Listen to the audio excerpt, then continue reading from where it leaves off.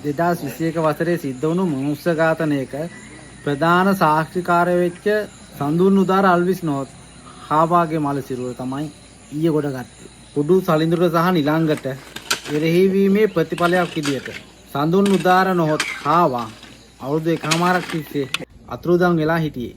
සඳුන් උදාර නොහොත් හාවා අතුරුදන් වීමේ පරීක්ෂණ වලාන දුරසන මර්දන ඒකකයේ අධ්‍යක්ෂ රොහාන් ඕලග අතර පත් වුණාට පස්සේ ඉතාම කෙටි කාලයක් ඇතුළත මේකේ සුල මුල හොයා ගන්න පුළුවන් වෙලා තියෙනවා.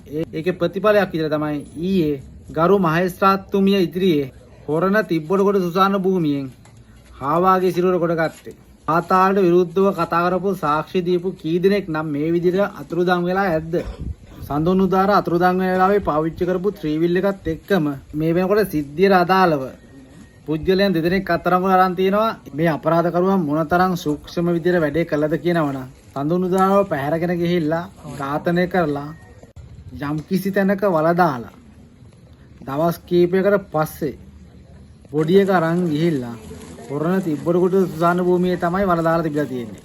අපරාධකාරයෝ කොච්චර සූක්ෂම විදිහට වැඩ කරත් පොලිසියේ තියෙන දක්ෂතාවය නිසා රොහාන් නූලුගල වැනි නිලධාරීන්ගේ විමර්ශන හැකියාව නිසා කාලයේ වැලිතලාවේ සදාකාලිකවම හැංගිලා යන තිබිච්ච අපරාධයක් හොයාගන්න පුළුවන් වෙලා තියෙනවා.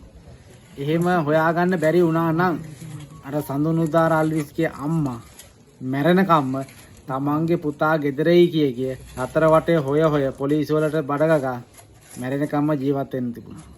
අවුරුද්දක් තිස්සේ තමන්ගේ ළමයා එයි කියලා බලන් හිටපු අම්මා ඊයේ තමයි දැනගත්තේ තමන්ගේ ළමයා මරලා